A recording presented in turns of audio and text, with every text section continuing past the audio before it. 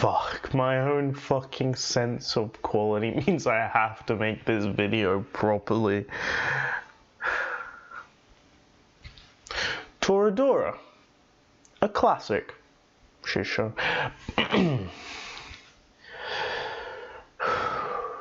Toradora upsets me, and I wanted to not hype this up, but I'm gonna have to. It disappoints me so much.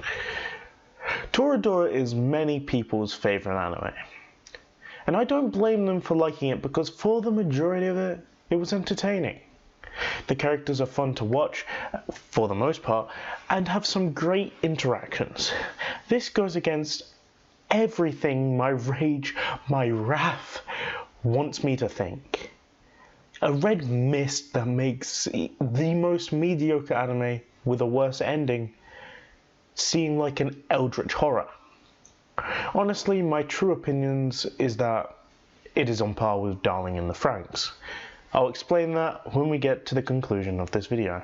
So let's get on to what caused this corruption as we read the plot. If there are any inconsistencies, it is because I do not have time to rewatch Toradora right now, as I'm kind of busy with other videos. Toradora starts off with the two main characters getting into a fight, then realizing the other has a crush on their best friends. Taiga and Ryuji then help each other to ask out said best friends. Taiga gets rejected, but then continues to have a crush on him. That is quite an important point. Then they meet Amy, a famous model who is getting stalked. They help her deal with her stalker, which isn't important like her character. Then they go to a beach house owned by Amy, where Minori rejects Ryuji, which is also an important point. He sees it as a metaphor instead of her rejecting him, which is fair because they were talking about aliens or something. The rest is not really important other than stupid character decisions. Then Valentine's 3 comes around, and Ryuji wanted to confess to Minori during this party, but gets distracted when he went to see his friend, who went home to see Santa. He then pretends to be Santa so that she could have a moment. Guess who comes across said friend in the street crying after this exchange? Because of course it would take you like 30 minutes to go accept someone asking you out. She was so slow that Ryuji beat her there. The guy in a bare fursuit. Hey, one sec.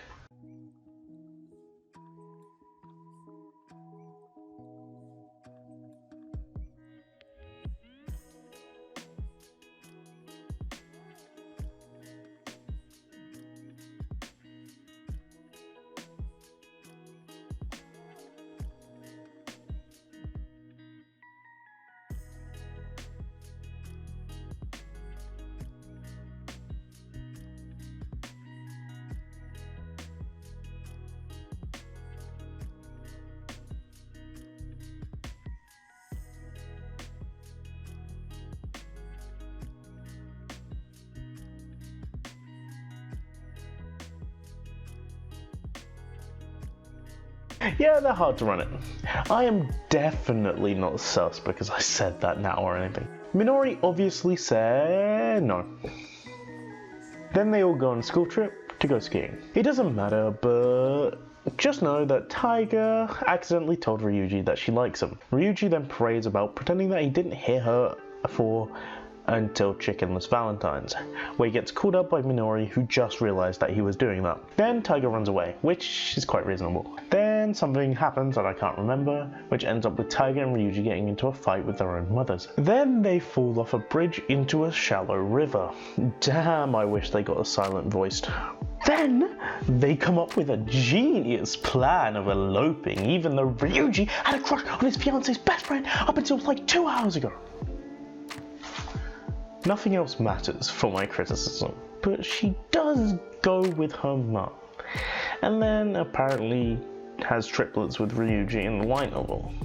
Whose idea was this? Things I don't like about the show. The writer created like 5 outs for themselves and ignored them all. Amy was delegated, Ryuji liking Taiga was non-existent, Minori not being smart and not going out with Ryuji, and the writer forcing an argument between Ryuji and his mother. Trust me, this envelops quite a bit. Anyway, before I explain all that and talk about it as a genuine critic instead of a fan, I want to talk about the stuff I do like. The student council president is immediately proven wrong when Yusaku follows her to America. Amy, Ryuji's mother. Yusaku being a Sigma and not choosing the girl you don't have a crush on anymore. Taiga liking Ryuji actually being hyped up before they decide to elope. The early season shenanigans. Taiga immediately not trusting the student council president. And the fight. You know which fight I'm talking about. So what do these mean? Well, the creators seem to have written in a way for the two to stop caring about their crushes and to start falling for the other like 5 times. So, after Taiga got rejected, she didn't give up, but she did take a break from pursuing Yusaku, where she spent most of her time trying to help Ryuji get a moment with Minori. Because of the title, it's quite obvious that the goal from the start was to allow the two main characters to fall for each other, so during this little bit you could have Taiga get closer to Ryuji and even get into a typical romance shenanigans. I don't write romance, leave me alone. But you do get what I mean, right? Even if it was the reverse and Taiga still has her Christmas moment, then we would have had a better love story than what we got in the final seconds of the series. It isn't because we didn't get those crappy romance moments that I dislike the fact that the writer ignored the outs they had, it's the fact that the outs could be either they are rejecting them or they are just having a conversation. Like the fact that Ryuji was basically asking Minori out with metaphors, so she rejects him twice with metaphors. So from his point of view, it could be taken either way. It annoys me. Now on to Amy being delegated. I would normally have more to say, but you know. Amy was a fun character. She was a way more viable option in the end of the story than Taiga, and that proves how little of an option Taiga was. Not because Amy was an option, but because she was an option. For people who don't understand what I mean by that, she wasn't a main character anymore. It tried to make her seem like one, but she wasn't a major player for quite a while. She was just used to spout nonsense to make it seem like Taiga was an option. She was an interesting character and was the only one with an ongoing character arc where she hadn't even completed it by the end of the story, because realistically she wouldn't have. Her getting put into the position that she ended up in was sad. She had so much potential to be a wrench in the works and to make this hypothetical second half of the anime, where the author actually takes an out, interesting. Where you don't know who's really going to win. A better show would have made this hypothetical second half and made it not generic. It's just a waste of a different side of things, you know? A character you don't know whether she likes him or likes taking someone from the girl who likes him. Whatever, less about her and more about how little an option Taiga was in the end. Ryuji didn't like Taiga. He was her friend, maybe even best friend. Both parties had done a lot for each other, but Ryuji had done a lot more for Taiga than she did for him. This of course would be a reasonable way for Taiga to fall in love with him, because he literally cooked for her every day and cleaned when it was needed. He was literally a house husband. He got her through emotional stuff and even made her boobs. He is the perfect husband material. I'd smash. He was a scarily nice friend, but that's probably caused by the fact that he had one proper friend by the time he was in his final year of school. And to be fair, that friend was quite capable and was in no way in need of boobs or sewing. So when someone needs it, Ryuji, who does everything at home, would have helped them as if they were his own family. Also, he is a very good guy. This almost patriarchal figure that Ryuji is to Taiga is nothing more than that, or even close to that, seeing as in the show it was never mentioned. Honestly, all I'm proving here is how and why Taiga fell in love with Ryuji, which is important seeing as this is all their relationship was. It never evolved past the point of a patriarchal figure, and Ryuji definitely didn't see himself as that. If he did, then he kept it to himself. He never mentioned how close he was to Taiga, even when it was told to him straight up by not main character anymore, Amy. Because I don't need to stretch this part out, what I mean is that his character never evolved past his initial confrontation with her. There isn't any proof that he wouldn't dress up as Fairy Santa to cheer her up when they first became friends. I think he would even dress up as Santa to cheer up Yusaku. Okay, I can't be asked. Next one. Minori should have said yes. I know it works well in the story, I just don't like how realistically she could have. I mean, she knows he likes her, so why didn't she just say yes? Like, what if he did the not stupid thing and said no to Taiga, then she would have been heartbroken and you would have been angry for no reason. I need to calm down. Whatever, I know it's not a problem, I just don't like it. And on to the most annoying, honestly. The thing that caused Ryuji to have a stroke. The argument with his mother is honestly probably the most forced thing in the show, only because the show is named after the ship name of the two main characters. This one was basically them getting into a fight because Ryuji's mother wants him to have a better life than her. A runaway single mother that hasn't seen her parents in 18 years. He literally almost becomes that after this fight. He was a runaway and his mother ran away too and only came back because she thought that her son had been killed or seriously injured. That was 2 out of 3. Anyway, any person in this situation, especially of his shown character, would take her advice because he has no reason to say no other than the author wanting him to. Seeing how much he loves his mother, he would never even think of insulting her in such a way in a not forced confrontation. Also, she straight up doesn't deserve it. Honestly, she didn't do anything immoral ever. Her son was 18 and running away from your problems is a fair tactic. It annoys me that the author rips a good character to shreds to make a forced conflict because you can't get a realistic fight with these two characters that isn't about waking her up. So what does this all mean for my feelings towards this anime?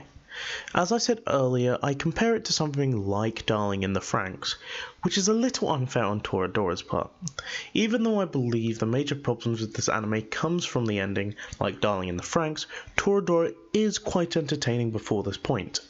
This isn't me being a crappy anime analyst, because I watched nothing but good stuff that week. I literally watched Baki, Madoka Magica, Way of the House Husband, One Punch Man Season 1, and Akira. All first viewings, all in a week. Toradora is the worst of them, and that isn't even an insult.